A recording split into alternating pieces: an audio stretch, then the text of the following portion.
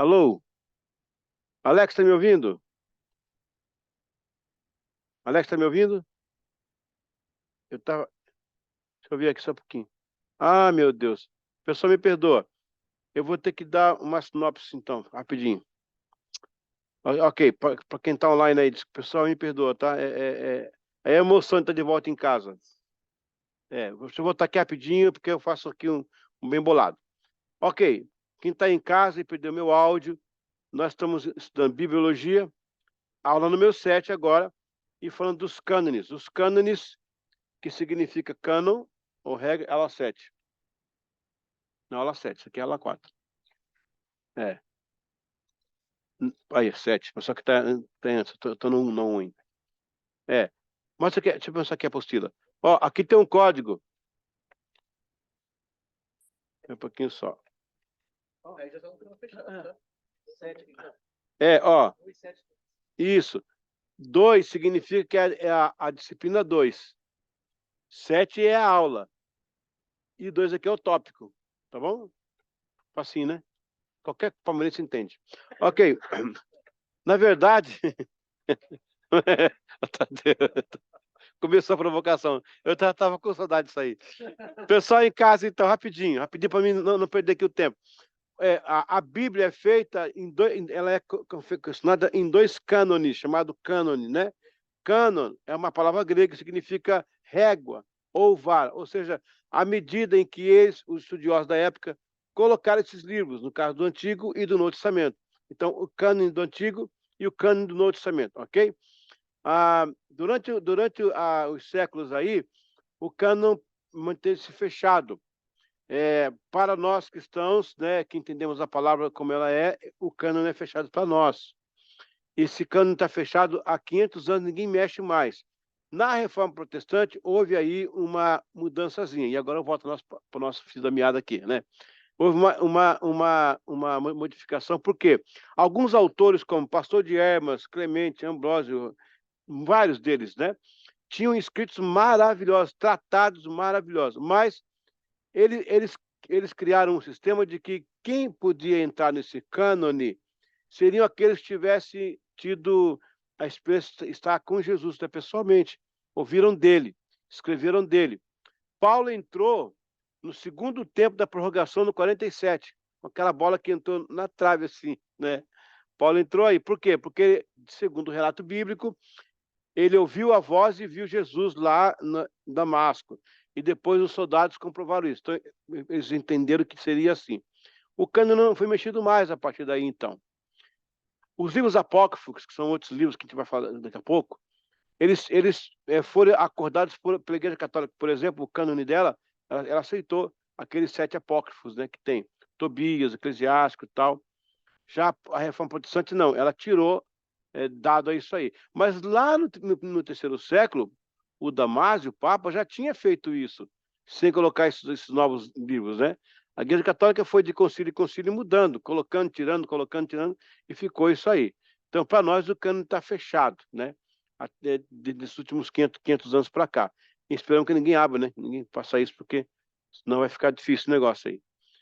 E agora que nós estamos essa internet, né, dando voz aí às pessoas que muitas vezes criam doutrinas e heresias terríveis, né? Você consegue... Eu vejo cada coisa aqui que eu nem consigo continuar lendo. É muito difícil entender como as pessoas chegam né, em cada aberração bíblica aqui, e pregações também, em nome de Deus, em nome do pentecostalismo, umas coisas horríveis, né? Esse negócio de neopentecostal, eu vou escrever um livro sobre isso. Eu acho que o termo está errado. Se neopentecostal, isso acaba com o pentecostal, com a clareza do pentecostalismo, né? Porque, para mim, é um movimento pós-moderno religioso. Nada a ver. As coisas que fazem em nome de ser pentecostal, algumas coisas muito estranhas, um sincretismo religioso muito grande. Está mais para espiritismo do que Espírito Santo.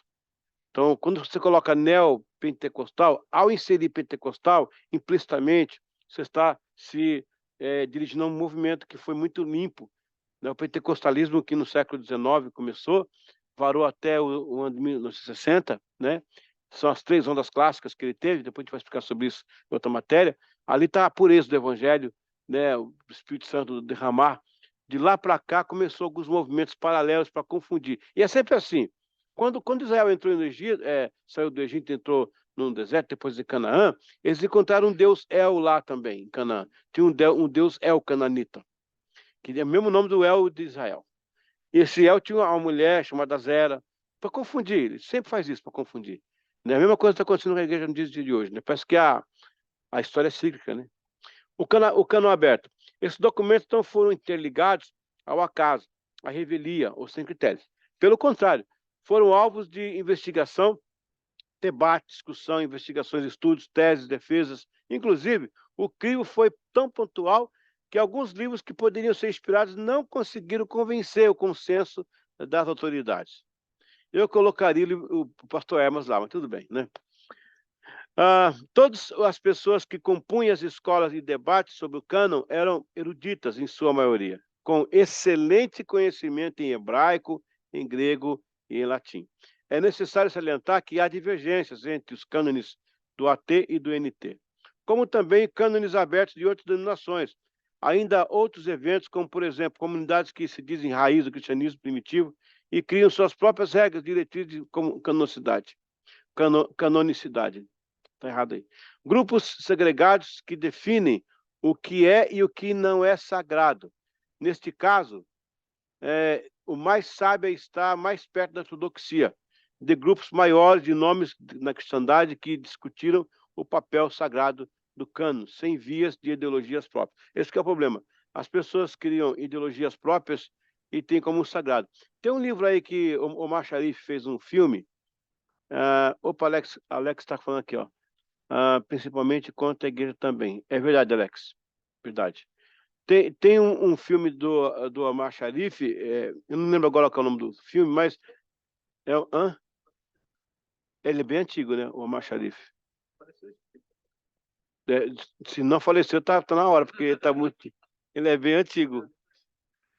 O Omar Sharif é um grande ator, né? Ele fez um filme que ele interpretava um cara que era investigador, que ia encontrar um livro escondido que ia desfazer todo o evangelho que está aí, tudo que está aí. Uns negócios assim, uns lances meio, sabe? Então tem que ter muito cuidado com isso. A gente se salva, sabe aonde? Lá em João capítulo 17. E o Espírito Santo vos guiará em toda a verdade. Aleluia. Quando eu tinha 18 anos, não faz muito tempo, eu estava numa aula de heresiologia. E eu lembro que era tanta coisa de heresia que eu fiquei confuso. Eu era menino, né? Adolescente, 18 anos. E eu fiquei preocupado. Meu Deus, será que eu estou no caminho certo? Estou na sala de aula, no seminário, que eu fiz seminário interno. Fiz 5 anos de seminário interno, convento, né? Então, aí, naquela aula acabou, eu fiquei assim, meu Deus. O professor, em vez de comparar o evangelho com as heresias e mostrar a verdade, não, ele falava das heresias como se elas fossem normal, eu tivesse suas razões de ser. E aquilo me confundiu a cabeça. Eu fiquei ali pensando, quando acabou a aula, todo mundo saiu, e eu fiquei sozinho na classe. Eu ia ser um pregador do evangelho. Eu tinha 18 anos. Dali eu ia sair para pregar para o mundo inteiro. Já preguei para 27 nações. Aí ali estava um pregador. Mas eu estava no começo do meu trabalho evangelístico. Aí fiquei ali parado, pensando. De repente, disse, eu senti que um vento entrou na sala de aula. Tá todo mundo almoçando no pátio, eu sozinho ali preocupado, se eu estava no caminho certo mesmo, sabe? Um vento entrou assim, rapaz, encheu a minha alma. Eu comecei a falar língua estranha. E a voz falou comigo assim: essa é a diferença do meu caminho para os outros caminhos. Qual que é a diferença? A presença do Espírito Santo. É você ouvir alguém pregar e sentir aquela presença, né? É você orar e sentir que Deus está no lugar, te arrepiar todo, você colocar a mão e Deus curar os enfermos. Isso que é o diferencial. Porque se você não tivesse esse diferencial, você ia ser enganado. Tem muita gente que está enganando o pessoal assim, com pouca coisa, sabe? Então, eu me agarro nesse versículo de João, né? Ele vos guiará em toda a verdade. Se não fosse isso, a gente estava perdido. Que bom, né? Glória a Deus por isso, glória a Deus. Vamos lá. 274. Os cânones do AT e do NT possuíam basicamente os mesmos materiais de composição. No AT, o documento era colado um ao outro para se ter um rolo. Esses rolos eram confeccionados a partir de folhas de papiro. A medida era de 30 centímetros de altura e 20 centímetros de largura. O papiro que eu já expliquei uma vez aqui, não já? Eu dou aula para tantas turmas que às vezes eu fico pensando se eu estou repetindo alguma coisa, né? Eu fico meio aéreo. A semana passada eu dei uma aula para uma turma, estava na metade da aula, professor, essa matéria não é nossa, não é a gente não, é outro grupo. Eu tive que refazer.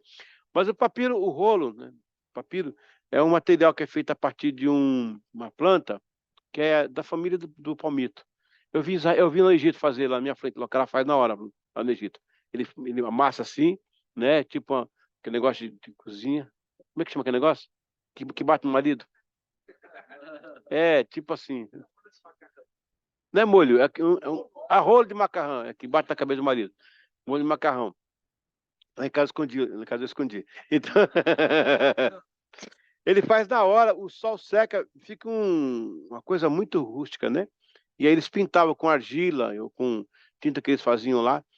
Basicamente, o AT tem algumas coisas no papiro, mas tem muita coisa também no couro de ovelha, do couro de cabra, que vai ser um protótipo lá, que é um nome que dá para isso aí, acho que é viel, é um nome que dá para esse tipo de coisa. Então tinha o papiro, que era feito assim, e tira isso de couro de cabra, que depois vem o pergaminho, que é um couro mais tratado. Geralmente o rolo possuía cerca de 20 folhas. Na verdade, começou com papiro, há 4 mil anos atrás. Depois veio esse material velado, veludo, é o nome que dá, eu vou achar isso aí, que é o couro de cabra. Depois veio o pergaminho, que é um couro de cabra tratado. E depois vem, aí até o século XVIII, aí começa o algodão, o papel do algodão. No século XIX começa a celulose, que é o papel que a gente tem hoje. Então o papel sofreu 4 mudanças, né? Geralmente o rolo possuía cerca de 20 folhas. O maior rolo que se sabe é o de Mar Morto, com 8 metros. Eu estive lá em Curama, agora. Cheguei perto, eu tive que entrar no ônibus correndo, porque as bombinhas de São João estavam tudo... bombinhas de São João. O maior rolo que se sabe é do Mar Morto, com 8 metros e 20 centímetros de comprimento.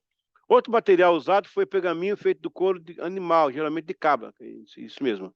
Já no NT, além dos rolos pergaminhos da Turquia, aparece o Codex, que era a primeira versão do formato do livro que conhecemos hoje. Então, os rolos agora, eles eram colocados assim, antigamente eles eram ligados, colados em sequência. Agora é colocado um em cima do outro e costurados. Virou o livro que a gente tem hoje, mais ou menos o livro que tem hoje. Quando eu fui na Turquia, lá em Pérgamo, eu estava em Pérgamo, né? E eu falei, quando é que eu vou voltar aqui? Eu vi a base em que os apóstolos fincava o pergaminho para escrever. Aquilo me emocionou, porque, claro que não era a que eles usavam, era a base que era usada, né? Era uma réplica da época. E aí eu olhei aquilo, eu falei, meu Deus, eu dou aula, né? Quantos alunos podem vir aqui? Eu vim aqui, eu tô em Pérgamo. Perguntei pro cara quanto custa, eu falei, 100 turks, que é o dinheiro deles. Eu não tinha, não, 120 turks. Eu tinha só 100 turks. E eu não tinha como pedir para a caravana, que não era brasileiro, era americano. Eu só estava como professor, eu não tinha intimidade com eles. O americano também não é bem diferente da gente. O brasileiro não. Gente, quem me empresta vintão rapidinho aí? Cada um. A gente tem esse negócio, né? Um vintão rapidinho para comprar um negócio aqui, depois a gente acerta, lá no Brasil. Né? Ou não? Os americanos têm isso. Se você perguntar, tem 20. Se perguntar assim, você tem 20 para me emprestar, ele fala assim, por que você não disciplinou antes? Por que você não calculou antes? Isso é desse jeito. Não, é porque é uma coisa que eu disse, não pode acontecer assim, você tem que programar. Eu falei, então tá bom. Aí não tinha ninguém, aí eu olhei para aquilo lá, rapaz, meu coração ficou tão assim, eu enchi os olhos de lágrimas. Falei, oh, meu Deus, quando é que eu volto a Pérgamo? Quando é que eu volto aqui? O cara olhou assim, e falou, meu ganho está nos 20. Eu falei, tudo bem. Eu sou professor no Brasil e tal. Mas tudo bem, deixa aí, uma outra hora eu pego. Quando eu fui subir no ônibus, ele todo tocou, sir, veio atrás de mim. Tá, pode levar, me dá o 100. Eu falei, mas como assim? Não, eu vi que você tinha alma. Eu vi que a sua alma chorou. Leva isso, então. Foi um troféu para mim aquilo lá. Era a base que os apóstolos usavam para fazer o pergaminho. Então, assim, Deus deu ao homem a capacidade, primeiro, os desenhos rupestres, sabe o que é desenho rupestre, né? Inclusive, tem desenhos rupestres que eles têm uma cena do animal várias vezes assim. Já era um protótipo para o cinema, né? E era em cavernas que dava aqueles ecos, audiovisual. Era tipo um screen, né, 5 anos atrás. Foi achado uma escola que teve um terremoto lá na Mesopotâmia e soterrou os alunos. Eles estavam em semiciclo, com tablets na mão, que era escrita cuneiforme, que era raspada com argila, né? A cuneiforme. Depois vem o couro de animal, depois vem o papiro, depois vem o algodão e vem a celulose. Quer dizer, todo o tempo teve registro, né? Deus fez na pedra, né? Foi a unção Flintstone, né? Flintstone. Fez os Flints, né? Flintstone. Foi na pedra. Então, esse foi o material do confeccionado dos nossos pequenos. Vamos já emendar aqui a aula número 8, para ganhar um pouquinho mais. Alguma dúvida aí, gente, com relação a isso? Que a gente para aqui e dá uma explicaçãozinha para vocês rapidinho, tá? Alex, tudo bem aí? Ok. Ok, vamos lá. Vamos continuar aqui. Outros alvos agora. Opa, não, tô lá em cima. Aqui, ó. Número 8. Aqui. O Tanakh. É uma palavra de segunda vez. Ô, Márcia, você tá em conta aqui? Deixa eu afastar para cá, peraí. Já é a segunda vez que é mais ou menos. Pronto, tá bom. Ô, pessoal, eu quero agradecer a Deus pela vida da Márcia que fez a ponte aí nesses dias, tá, gente? Obrigado, Márcia, pelo. Amém? E ela, ela é a nossa coordenadora, viu agora, viu? A nossa coordenadora pedagógica. É a Márcia aí. O Lex falou alguma coisa aqui? Beleza? Beleza, vamos lá. O Tanakh, embora pareça uma palavra japonesa, mas não é japonês, o Tanakh, né? Meu Deus. Só eu e a Carla que riu, tá bom. Escreve. É porque só os inteligentes conseguem entender, né? Ó, o Walter chegou aí, Walter. Beleza, Walter? Como é que tá, Renete? Tudo bem aí com a Renete? Bem, graças a Deus. Amém. Vai ficar boa, glória a Deus. Escreve-se Tanakh para facilitar o entendimento. Isso pode cair na prova, tá? Uma dica. Na verdade, é um acrônimo que reúne 3 partes do cânon judaico. Pessoal, hoje eu ia usar o quadro, mas olha só. As irmãs que vieram mais cedo para montar o bazar, não perguntaram onde é que ficava a sala de aula. Eu cheguei cedinho para montar as aulas. Elas queriam tirar. Eu falei, não, deixa aí. E a gente vai, né, fazer daqui mesmo. Ok. É o conjunto, né, das partes do cânon judaico, que é o Torá. Fala comigo. Torá, Nevim, Ketuvim. Agora virou mineirês, né? Okotô, Dokovô, Procovim, Procovô. Torá, lei, Nevim, profetas e Ketuvim escritos. Quem ouviu falar no Monte Nebo? O Monte Nebo na Bíblia. Por que Nebo? Porque em hebraico, em grego, em aramaico, desculpa, em árabe, Nevo é profeta. Escreva aí, Nebo, Monte do Profeta. Por isso que Deus chamou a última vez Moisés daquele monte, Monte Nebo. Não, é porque escreve Nebo, mas eles falam Nevo lá. Mas Nebo ou Nevo, tanto faz. Nevoeiro, não. O profeta, Monte do Profeta. É incrível que Moisés começa no Monte Sinai, termina no Monte Nebo. Deus dá honra do profeta na última hora, né? Não é coisa linda? Pessoal, uma experiência muito linda que eu tive com Deus agora na saída. Toda vez eu tenho as experiências lá, né? Essa foi marcante. Não, dessa vez não teve ainda. Não teve com todo o tumulto, não teve ainda. Eu fiz Berseba, como nunca tinha feito antes, né? E eu sempre fiquei, assim, indagando por que que Abraão plantou tantas tâmaras em volta do poço, né? Ele me cava um poço num deserto que não tinha perspectiva de água, mas a revelação de Deus. Primeiro ele ouve uma voz do vento e ele acredita naquela voz, todo o coração.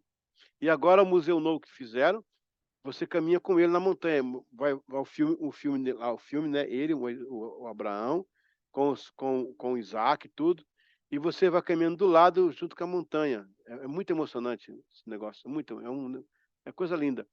E eu fiquei Isso foi um questionamento que eu sempre tive, porque ele plantou, ele cavou o poço e plantou. Desta feita, estava lá o Moita. O Moita ele é um professor de arqueologia, né? Quando tem esses caras tão perto, você tem que sugar dos caras. Aí tive um tempinho lá junto, o Moita, vem cá e tal. Ele falou, rapaz, na verdade, a tâmara, ela é a tecnologia da época. A diferença entre técnica e tecnologia é que técnica é algo que não tem nenhum material, é máquina envolvida. Quando você coloca a máquina, vira tecnologia. Técnica e tecnologia. Técnica é manual, tecnologia tem uma, uma, um device, né? Um aparelho envolvido, equipamento.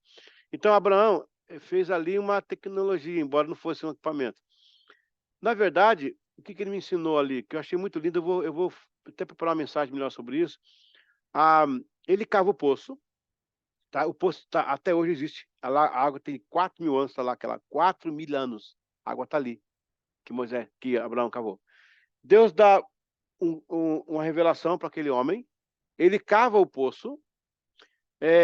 Naquele poço está embaixo um lençol de água de 24 quilômetros quadrados de água potável, embaixo do deserto. Quem descobriu isso? Só Deus, né? Revelação. Mas por que ele cava o poço e planta tâmaras ao redor? Muito bem. A raiz da tâmara, ela chega a 60 metros embaixo da terra. Ela vai. E sabe o que ela é? Ela vai se fincando assim debaixo da terra. Ela puxa água. Quando Deus te der uma revelação, plante suas tâmaras. Deus falou que vai ter água, mas se você não ver, coloque tâmara, ela vai chegar. Nosso problema é que a gente recebe a revelação e não acredita nela. Abraão podia cavar o poço e sentar, não ia ter muita água. Mas quando ele cava, põe a tâmara e fala, se tem água, ela vai vir. Espera aí.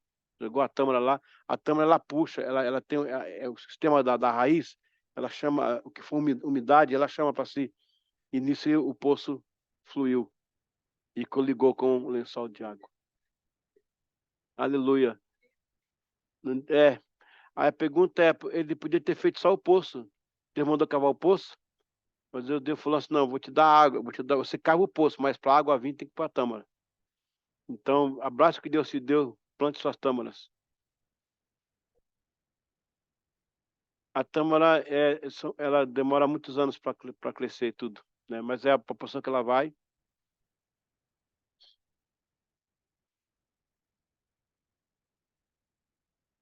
Sim, sim.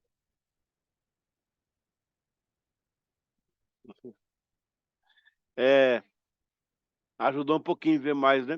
Sabe aquela planta, aquela árvore sequoia, que ela nasce só na Califórnia? Eu fui pastor na Califórnia também. Fui pastor lá em North Hollywood. A nossa igreja era no fundo do estúdio da Universal. Aquele filme Vovozona, aquela igreja foi a igreja que fui pastor. Naquela igreja fui pastor, naquela igreja. Tenho foto lá e tudo, pregando tudo. Fui pastor lá 2 anos, é. Então ali, fui pastor lá e fui pastor em Nova York. Ficava assim, ó, nos dois pontos. Coast to coast, coast to coast. Nova York fui pastor no Queens, lá em Astoria. E lá em Los Angeles, lá também nesse lugar. Ah, lá tem as sequoias daquela região, que são árvores centenárias, que são enormes. Elas crescem muito. Gente, quando a sequoia cai, dá para fazer uma ponte para passar carro embaixo. O que mantém aquelas árvores tão grandes em pé? Nada derruba elas.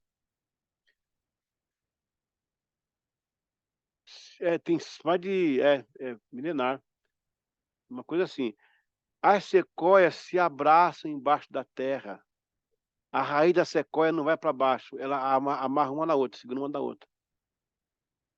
A única forma da igreja ser forte é quando a gente se abraça um ao outro. Subterrâneo, ninguém está vendo, mas a unidade vence. Você olha aquele monte de sequoia e fala, meu Deus, como é que não tem? O segredo não está na beleza dela, está embaixo na raiz. O que mantém uma igreja em pé? Raiz da unidade. Um abraça o outro, um segura o outro, um suspende o outro, um sustenta o outro, um agarra o outro, vai embora, Gisele.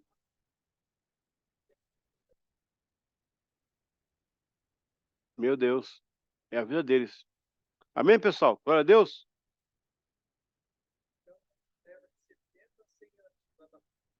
Para dar fruto. E quando a Bíblia fala que vos estaria para a terra que emana leite e mel, como assim leite e mel? Não tinha abelha, não tinha vaca, lá que leite e mel é isso aí? O mel que Deus está falando é a doçura da tâmara. E o leite é a água que a terra dá. O que fazia o homem rico naquela época? O homem que tinha poço com água. Por que era comum cavar poço? Porque a única forma de você dizer, isso aqui é meu. Você cavou, deu poço, deu água, significa que Deus abençoou você no deserto, aquele lugar é seu. Cave seus poços. Cave seus poços. Aleluia. Vamos lá? Quando se menciona cânon, não foi algo previamente pensado. O que acontece é que, no decorrer dos anos, procurando ser mais ortodoxo possível e não mesclar tradição, é que os eruditos foram agregando documentos que um grupo de estudiosos religiosos, em consenso, atestavam ser sagrados ou inspirados. Por isso, no Antigo Testamento, a formação do cânon girou em torno de 400 anos. O AT hebreu judaico reconhece 24 livros dos textos maçoréticos conhecidos como Tanakh ou Bíblia hebraica. Um processo que durou entre 200 a 200 anos, 200 antes de Cristo e 200 depois de Cristo. Tanakh é o acrônimo de Torá, Lei, Nevim, Profetas, Ketuvim, escritos. O corpo da escritura judaica, acrônimo Tanakh, é o documento na literatura rabínica pós-talmúdica. Durante esse período Talmud, o termo Tanakh não foi usado. Em vez disso, foi preferido o termo Mikra ou Mikra. Veja bem, esses 200 anos antes e depois, por quê? A confecção da Bíblia em si, ela se dá após o retorno do Esdras no segundo cativeiro, que é o babilônico. Quando ele vem com o povo, eles tinham que voltar à palavra. Pensa bem, pensa bem. Os velhotes que estão vindo com 70 anos de idade saíram com 2. Quando eles saíram para o cativeiro, eles tinham 2, 3 anos de idade. Então eles voltaram agora, eles contaram para os filhos como é que era Jerusalém, aquela vontade de rever Jerusalém. Tem até aquele salmo, né? Junto aos rios de Babilônia se assentavam. Israel tem, que o pessoal dançava na discoteca achando que era mundana, né? Era um hino, né? A burrice, analfabetismo é uma coisa. Então ele canta os hinos de Sião, diz os caldeus. Nos alegre com a sua melodia. Hinos de Sião aqui em terra estranha. Não cantamos, é o que Israel dizia. Pendurava suas harpas e se recusava a cantar até que voltasse do cativeiro. Aquela geração cresceu ouvindo isso. Jerusalém, o templo, Deus, a presença. Quando eles voltam agora, Alberi, está tudo destruído. Babilônia acabou com tudo, arrebentou com tudo. Eles iam reconstruir. Então Esdras traz o quê? Esdras traz os rolos que ele conseguiu achar dos profetas que restou. E ele começa a ler a lei que os judeus cresceram sem ouvir. E agora diz a Bíblia que eles ficaram de manhã até a tarde em pé, lendo a palavra do Senhor. A sede, o avivamento pela palavra. Olha, pessoal, uma guitarrinha muito legal, uma banda muito boa, mas avivamento melhor que a palavra não existe. Quando a igreja tem sede da palavra, sede que é a palavra, quer ouvir Deus, quer ouvir Deus. Aleluia, aleluia. Glória a Deus por isso, né? O Senhor é fiel. Vamos continuar? Grande sinagoga. Não há uma data específica. Desculpa, eu comecei ali e não terminei. Aí, 200 anos antes, então, foi o Esdras, né? Não foi 200 anos. O Esdras começou a mexer com isso. Quando ele morreu, tudo, os que vieram depois continuaram a reunir os livros escritos. E, na verdade, a figura do profeta já não tem mais. Acabou ali, Malaquias, Sofonias, os últimos profetas lá, acabou. E agora vai ter a figura de quem? Do rabino, que vai ser um estudioso, que vai ler, vai reler, vai ensinar para as pessoas. Fica o rabi, que é mestre, né? Ele vai ler e vai ensinar. E nisso aqui, eles vão compilando. Por exemplo, o livro de Salmos. Eu estava ouvindo um pregador esses dias falar, e, meu Deus do céu, fiquei gente da internet, o cara me fala assim, e quando Davi escreveu aquele salmo, ele abriu e disse para alguém, o que você achou dessa frase, desse verso? Falei, gente, Davi nunca escreveu nada, Davi cantava, foi auricular, lá na frente, na grande sinagoga, já tinha 600 anos, Davi tinha morrido, quase 1000 anos já, alguém falou, vamos compilar essas coisas, vamos escrever isso. Aí pegaram 150 salmos, tinha muito mais, mas tinha muito mais. Fizeram 5 livros de salmos, escreveram, 150 salmos que eles lembravam. Canta um pouquinho agora. Ah, vamos escrever isso aqui. Cante isso aí. Isso é de quem era? Isso é de Davi. Isso é de Remã. Reduntum. Esse é de... Então, eles compilaram depois. Isso foi na grande sinagoga, chamada grande sinagoga, que é 200 anos antes de Cristo, que culminou também com a tradução da Septuaginta. Aqueles 72 escribas que tinha, é eles que fizeram aí o cano, que confeccionaram o cano. Aí teve aquela reunião em Jâmia, que hoje é sudoeste da Judéia, que eles reuniram, ó, os livros que vão ser inspirados são os que foram escritos em Israel, que foram escritos em hebraico e até os profetas. Depois disso não é mais. Por isso que não consideram Judite, Baruque, vem depois, né? Interessante essas coisas. E 200 anos depois, é porque os maçoréticos vieram depois, eles conferiam. Lembra dos bereanos na Bíblia, que os bereanos ficavam conferindo a palavra?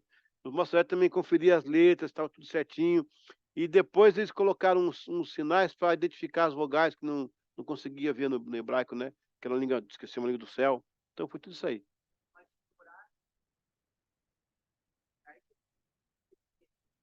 Sempre hebraico. Não, a Bíblia hebraica toda ela é hebraica. E o livro de Isaías? Sim, sim.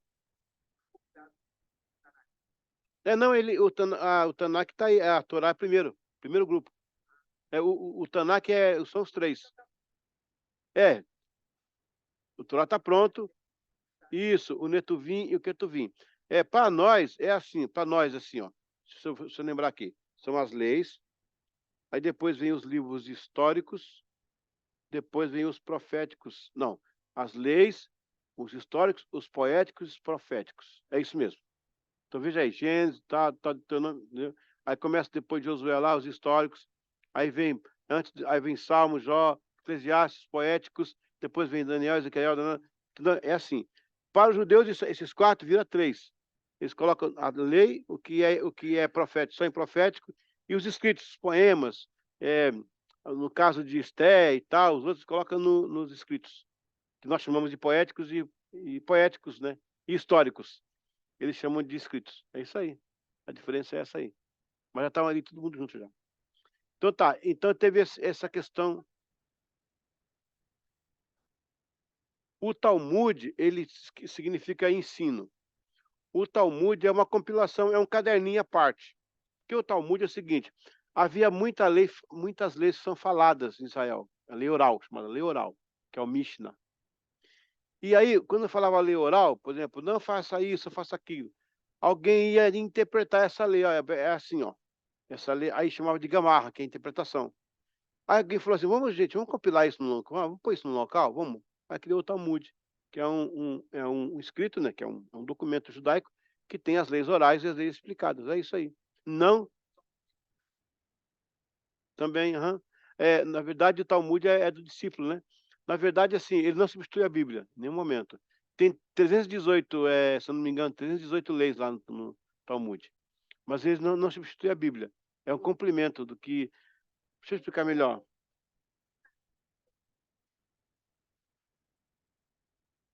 Aham.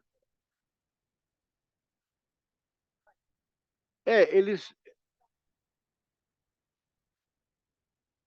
Não, mais prático o Talmud está dentro, não livre dentro do Talmud. Porque o Talmud vai lá na frente. O Talmud aparece bem aqui na frente, bem depois dos profetas. Ele é bem no finalzinho. Antes não tinha. É justamente para tentar explicar as coisas. Eu vou dar um exemplo. Chanukah, ou Hanukkah.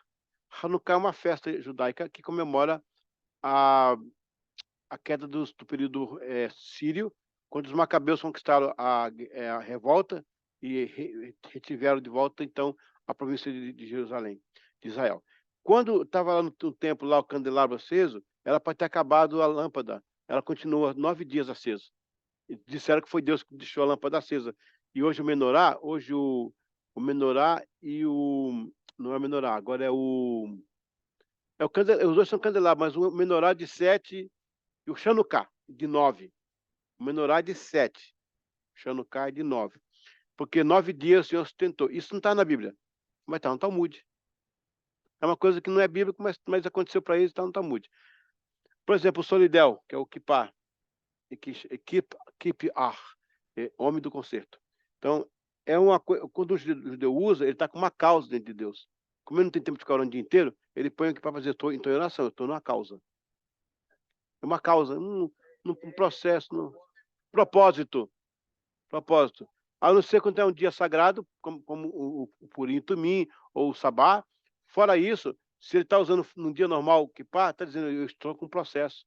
Eu estou com um propósito de Deus. Não, deixa eu terminar assim. Aí, esse Xilidel não está na Bíblia, mas está no Talmud. Então, são costumes que foram desenvolvidos pela nação que eles não quiseram colocar na Bíblia, porque já estava escrito as coisas lá, e não quiseram colocar mais. Então, criaram o Talmud, que foi a lei oral, e ela é explicada e virou o Talmud. Pode continuar.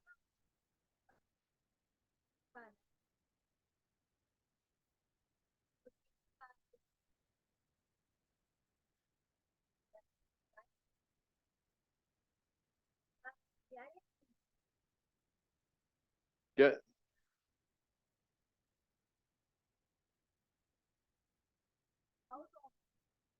Isso. Na verdade, também virou um artefato, né, que identifica um povo.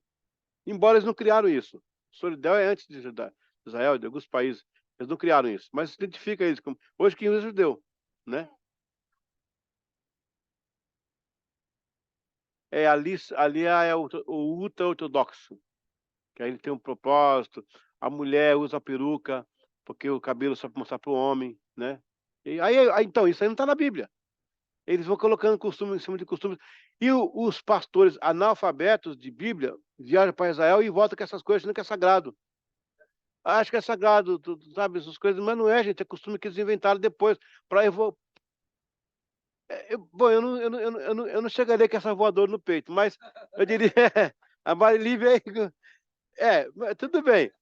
Mas assim, é como, por exemplo, vou dar um exemplo muito prático, muito prático. Você, o casal, tá? Você fala espanhol, você é de descendência argentina e ele brasileiro. Eles ficaram muito tempo fora do Brasil e fora da Argentina. E estão voltando. E tem seus filhos.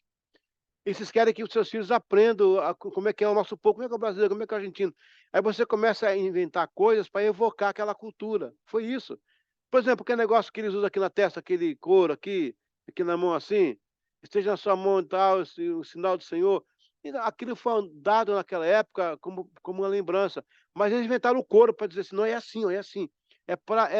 Eles trouxeram coisas para evocar aquela cultura, para afixar a cultura. Foi isso aí. Só que o pessoal viaja para lá e traz como se fosse coisa consagrada, sagrada, essas coisas. Não é coisa de cultura deles lá. Entendeu? É bonito os costumes dele. Por exemplo, quando casa, quebra a taça. Tipo, o casamento não pode ser indissolúvel, não pode ser colado de novo. Mas não está na Bíblia isso. Só que é costume deles, acho legal. O meu pai era filho. Deixa eu dar uma pausa aqui.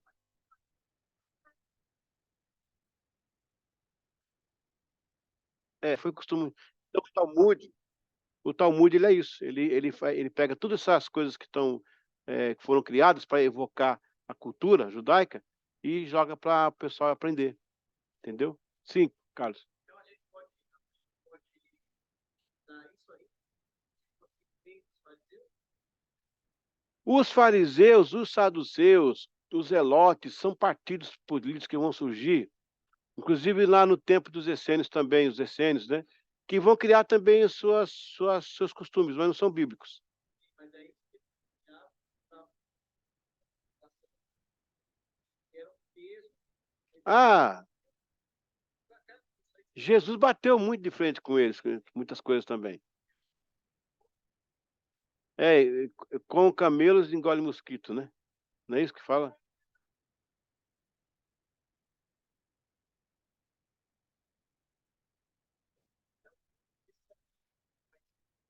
Nessa linha de raciocínio, está falando de uso, você vem evocando para trazer essa cultura, pode ser Extrapolado também.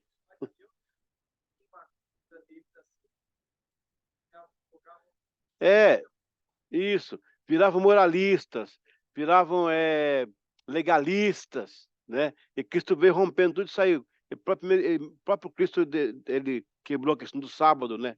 Ele foi um dos que quebrou a questão do sábado.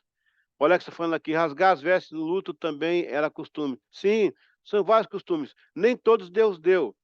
Nem todos Deus deu. O que Deus deu, ele falava, eu, o Senhor, falo, né? O Senhor, sim, disse o Senhor, mas nem todos Deus deu. Vamos terminar aqui para a gente ir para um intervalozinho, porque a Carla tá com sono ali. Vamos lá. Brincadeira, cara, tá brincando. Você tá muito esperta.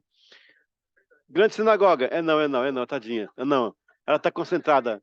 Eu tô brincando com ela. Não há uma data específica comumente aceita por todos sobre a confecção do cânon do Antigo Testamento. O que temos são fragmentos históricos. No entanto, em uma análise breve sobre isso, identificamos que entre discussões e oficializações, as datas variam entre 2 séculos antes e 2 séculos depois de Cristo. Um dos movimentos que aponta para a padronização dos documentos do AT é a Grande Sinagoga de Esdras, já falei, né? Trata-se de uma informação descoberta de um texto do Talmud babilônico chamado Baraita Baba Batra. Parece uma música aí, né? Tudo indica que seja do século II a.C. Baraita significa externo, o que nos conduz às tradições da lei oral. O Talmud, que significa estudo em hebraico, é um compêndio de livros sagrados dos judeus. O Talmud reúne registros acabei de falar isso, né? Discussões rabínicas atreladas à lei, à ética, costumes históricos do judaísmo. Por exemplo, uma coisa que meu pai dizia: nunca engane ninguém, meu filho. Nunca faça isso. Trabalhe na burrice das pessoas. Trabalhe na burrice. Não engane, trabalhe na burrice. O judeu levanta de manhã e fala assim: meu dinheiro está no bolso de alguém, vou buscá-lo. Entendeu?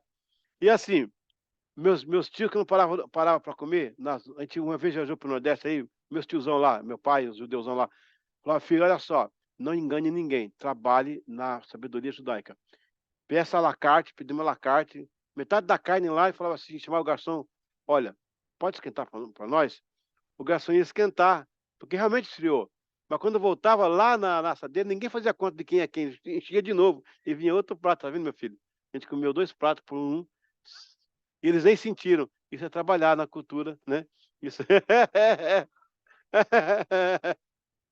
Então, uma vez, lá em Guarulhos, sabe lá em São Paulo, Guarulhos, tinha uma oficina de carro assim: troca o pneu e ganha outro. Troca um pneu e ganha um novo. Troca o pneu e ganha outro, né?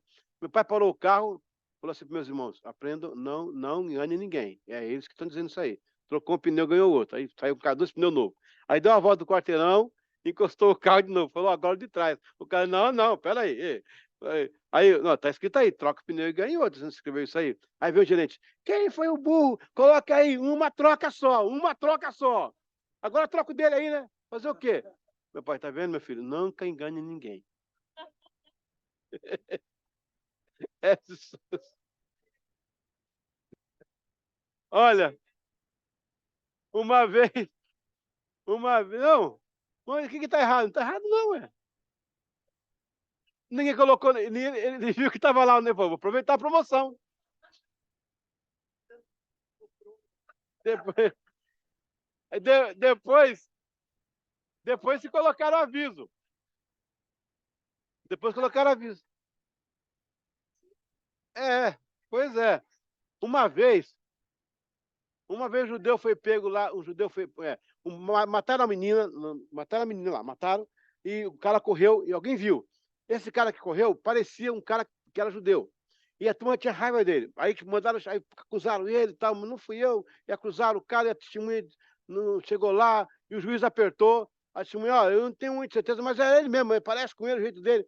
E o juiz falou assim: olha, você fala que não é, eles falam que é, e tal, uma coisa, sabe? Não foi o seguinte: vamos resolver esse negócio aqui. Eu vou colocar 2 papéis escrito culpado e inocente. Vou amassar, jogar na mesa. O que você escolher, o outro é a sua sentença. O judeu olhou, aí o judeu tem aquele negócio do 0%, né? Que é um segredo judaico, 0%. Aí ele olhou assim, falou: peraí, o que eu escolher, o que ficar vai ser. Ok, pode escolher. Ele pegou o papel e engoliu. Porque o juiz tinha escrito culpado e culpado. Aí ele engoliu e falou: agora só pode abrir. Você comeu o papel? Como é que eu vou saber a sua sentença? Como é que eu vou saber? É simples. O que ficou é ao contrário do que eu comi. Está culpado, eu sou inocente. Ele escapou e saiu. O Talmud possui 2 componentes, já expliquei, o Mishnah e o Gemara, ok? Vamos lá. Citação importante. Em mil... O que foi, gente? Diz lá.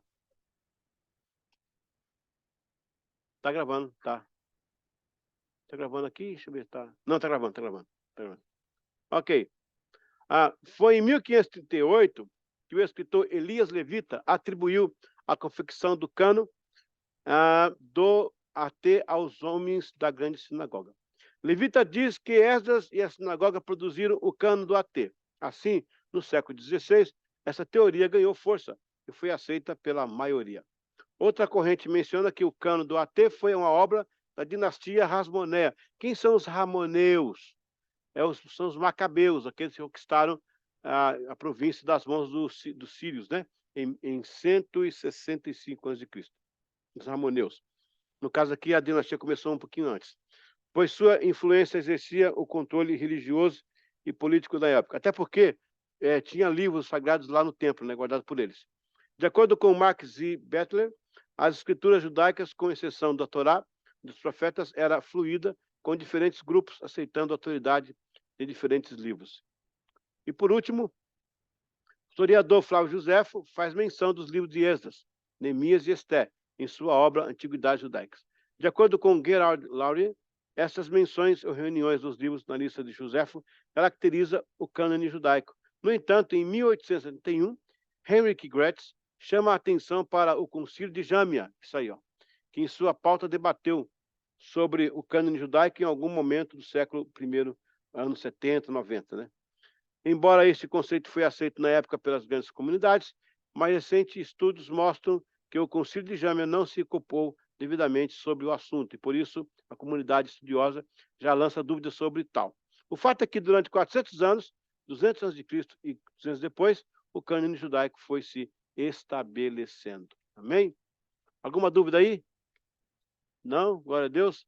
Então, 5 minutos para tomar uma água. Pessoal de casa aí, ir no banheiro, tomar água, jantar, fica à vontade. Voltando então, aula número 9, Bibliologia, módulo 1, disciplina 2. Ok.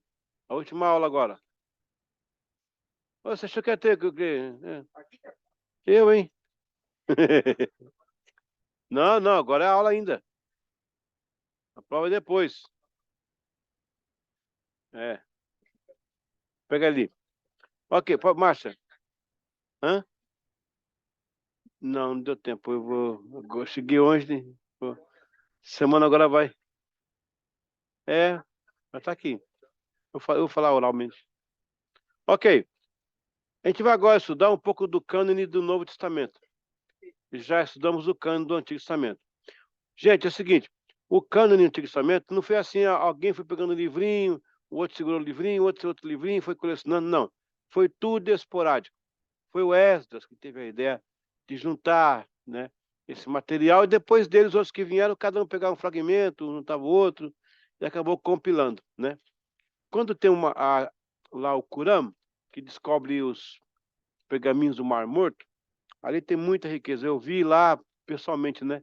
Gente, é uma sensação você ver um livro escrito por Isaías há 700 anos. É muita...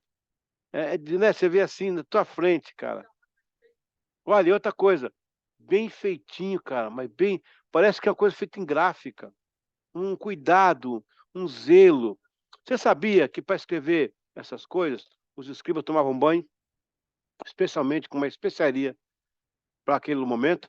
Para a palavra eterno, ou Senhor, Adonai, usava uma pena específica. A pena que escrevia tinha uma pena que era geral para escrever, ou a pena ou a madeira pingada né?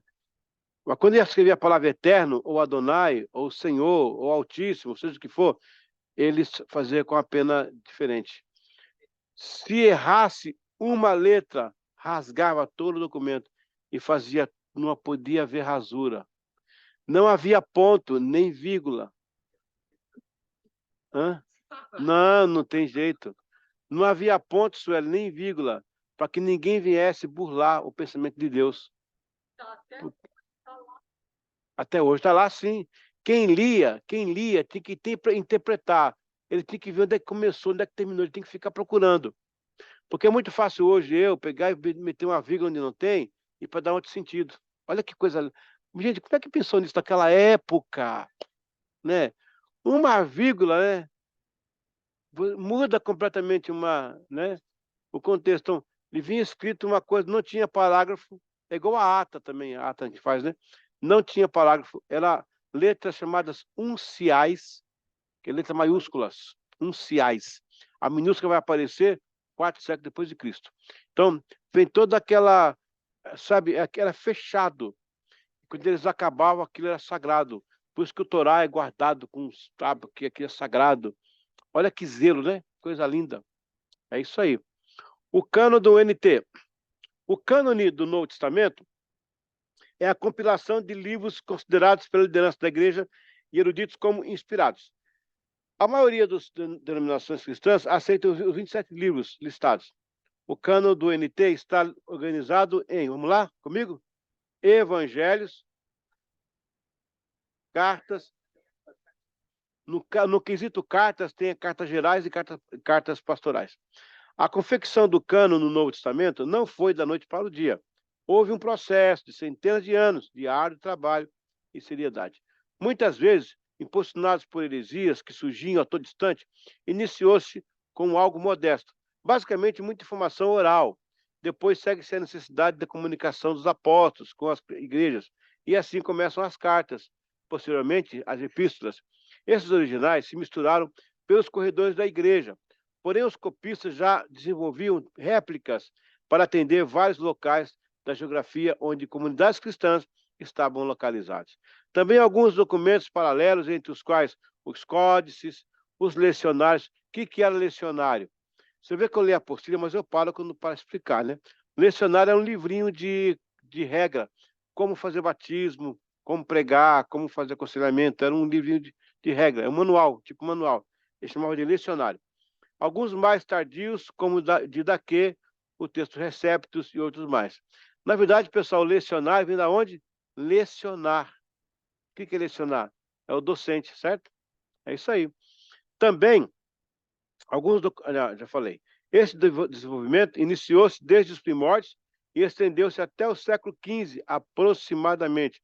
Por que o século XV? Porque Erasmo de Roterdã foi o que teve a ideia de compilar alguns textos que ele achou e foi juntando, até que foi base para a Reforma Protestante. Eu vou explicar para vocês, daqui no segundo módulo, né? A Reforma Protestante não é a mesma coisa. A gente fala Reforma Protestante, mas não é bem assim. A Reforma é uma coisa, a Protestante é outra. São duas coisas. O pessoal fala, junta rapidinho. Inclusive o marido da Lisiane, ele é luterano, né? Luterano. Então o pessoal junta as duas coisas, mas não é bem assim, não. A gente vai explicar isso, você vai entender melhor. A cronologia aproximada. Uma grande... Oi.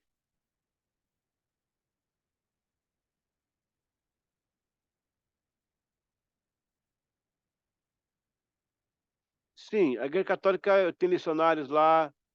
O Didaquê existe, mas o Didaquê não é tão usado, ele existe como consulta, né? Mas o lecionário ainda existe. Lecionários, o breviário, tem vários. É bem antigo, pessoal da Igreja Ortodoxa, grega, eles usam ainda, né? Códice não tem mais porque a gente tem o livro hoje, né? O que tiver está no Vaticano, tem documentos lá que estão guardados, né? Papiros também, essas coisas. Hoje é mais o nosso livro mesmo, mas o lecionário existe ainda.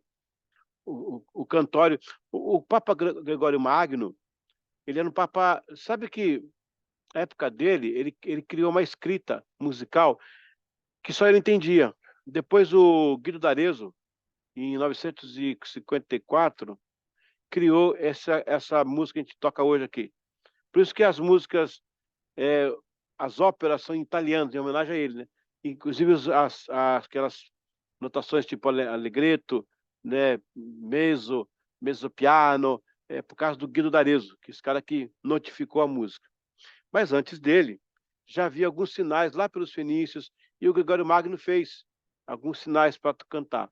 Aquele canto gregoriano, que é um canto atonal. O que é atonal? É que não tem uma sequência lógica de harmonia. Uma coisa assim. É atonal, né? Gregoriano. O Gregório, que ele era um papa músico. Né? Era um papa músico. Na época do Gregório, quando ele ia para as comunidades, tinha um cara, um rapaz, porque o canto gregoriano era só os monges. Depois que Lutero pega e joga para o povo cantar. Antes não. E esse rapaz tinha raiva disso, do Gregório Magno. E onde o Gregório Magno ia, ele ensaiava corais populares para cantar, para dizer para o Papa, a gente também canta, a gente também canta. Ele ensaiava. O nome desse rapaz era Pepino. Por isso que nasceu essa frase, ó, isso é o maior pepino para resolver agora. Porque onde ele ia, o pepino estava dando problema. O Papa passava, o pepino ficava fazendo essas coisas. Interessante, né? E o pepino é filho de Carlos Magno, que é o cara do Império Sacrosanto. No ano 800, ele criou o Império Sacrosanto. Olha que interessante. Então, tem esse pepino para resolver por causa do pepino. Uma grande decisão foi a da igreja. Desculpa ainda. Ainda o Gregório Magno fez o primeiro inário que conhece para cantar. Só que era um inário grandão, a página se virava assim, o povo cantar, as pessoas cantarem, e ele era amarrado com corrente no altar na igreja, porque ninguém levar, entendeu? Era o inário. Lembra daquele filme, aquele desenho Alice no País das Maravilhas, que tem um livrão? Isso é remetendo-se ao Gregório Magno. É história, né? Cultura. Uma grande decisão foi a Igreja Ortodoxa em 1054, e ela mesma veio reconhecer a autoridade dos livros do NT em concílio posterior, ou seja, já bem depois da era patrística, e ainda os reafirmou no concílio de Jerusalém, 100 anos mais tarde. A própria Igreja Católica, que lá no início, ainda no século II, possuía uma ideia de cânon, e no quarto século, tendo um sancionado por Atanásio, só veio mesmo fincar estacas do Concílio de Trento, de 1546. Olha só, demorou esse tempo todo, né? E isso porque estava acuada por causa do estrondo da Reforma Protestante. Na verdade, o Concílio de Trento, ele é contra a Reforma. Ele é contra a Reforma.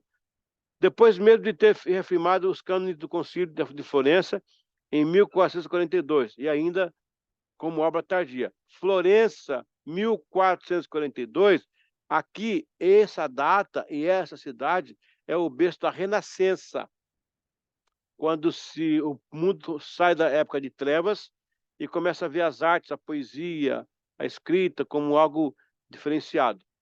Já a Igreja Anglicana assumiu seu cânone a partir dos 39 artigos de religião, em 1563, elaborado em sua maioria por Thomas Cranmer, e, por fim, a publicação da Confissão de Westminster, em 1647, pelos calvinistas.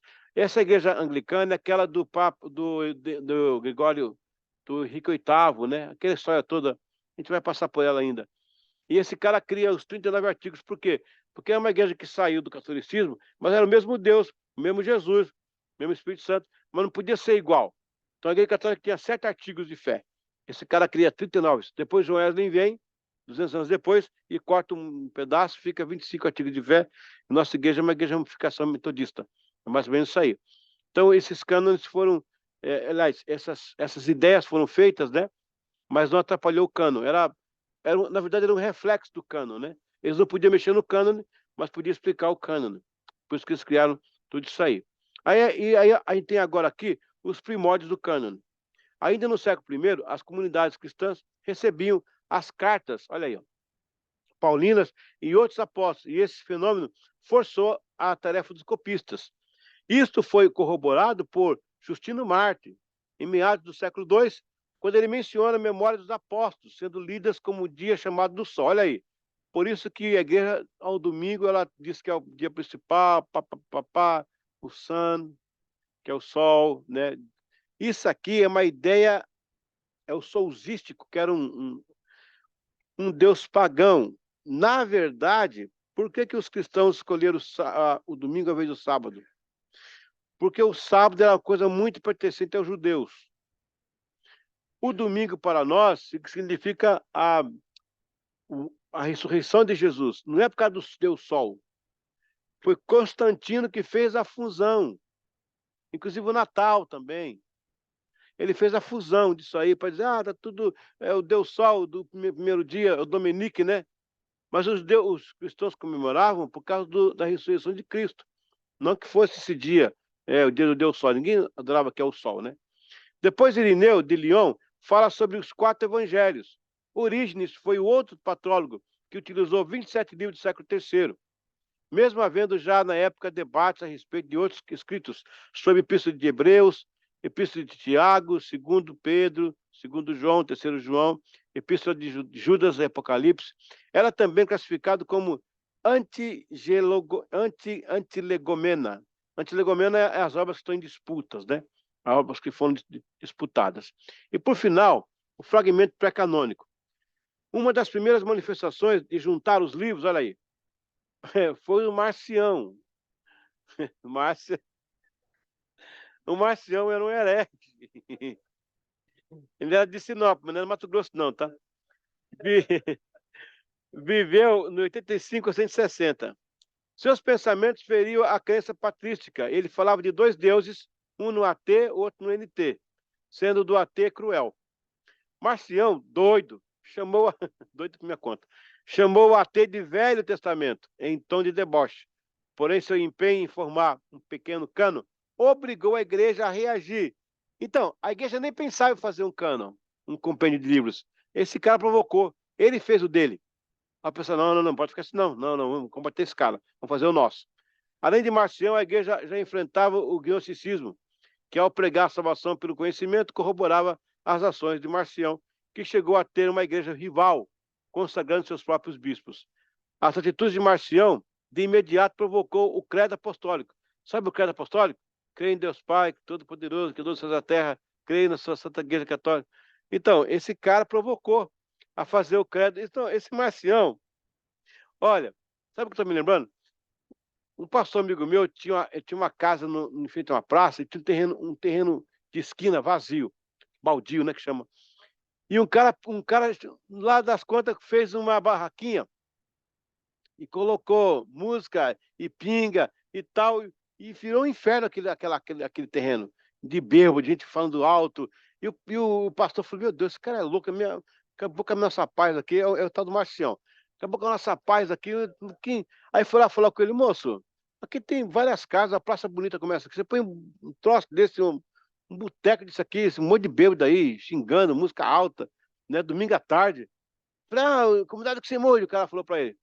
Ele falou, sabe uma coisa? Eu vou ver quem é o dono, vou falar que é o dono, vou falar com o dono do terreno. Aí foi na prefeitura. Chegou lá, viu a quadra, viu o número, falou, o que é Vigílio Durante? Meu pai. Pertence a ele, mas tem que estar o nome dele. Ué, esse aqui é nosso? Aí foi ver, era o terreno da família que o velho morreu, eu esqueci de falar. E ninguém sabia. Ele já voltou com o taco de beisebol. Quebrou o cara tudinho, o cara saiu de lá, construiu 2 prédios, uns 6 andares. Quer dizer, o cara não foi bênção para ele? Porque ninguém sabia que o terreno era dele. Foi por causa do Marcião lá que... Então esse Marcião merecia um... Se não fosse isso, ele não ia... O Marcião foi esse cara. Ele provocou a igreja. Ninguém pensou em escrever um livro e compilar um compêndio, né? Como no caso aí, o cânon. Porque ele fez isso, a igreja teve que responder. O Irineu teve que responder, o Clemente, vários deles. E aí também criaram o credo apostólico.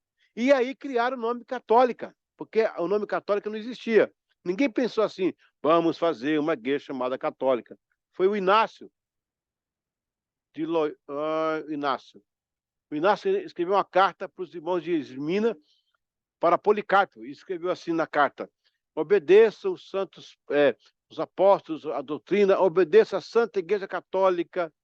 Aí pegaram pela Igreja Católica, vamos pegar esse nome para diferenciar dos hereges que estão pregando outro Cristo aí, o docetismo e tal.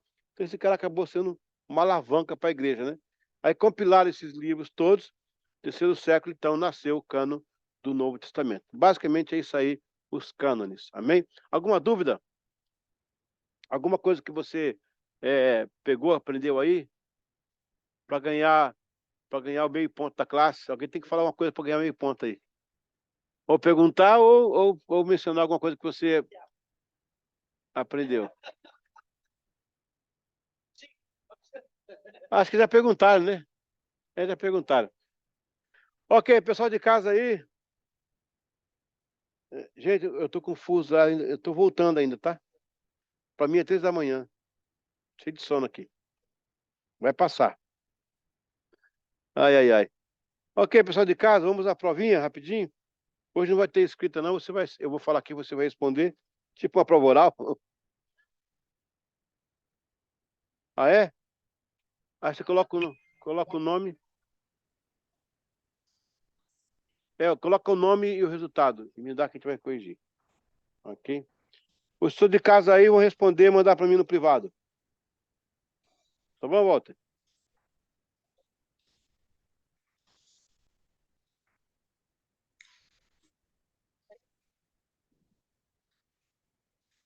Ninguém tá com sono, não, né? Que eu tô com sono, cara.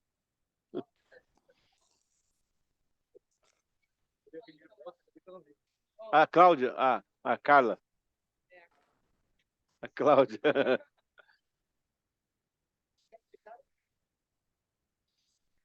Eu vou falar aqui, viu, Walter? Eu vou falar aqui, Alex, se vocês respondem aí, e aí me manda no meu privado.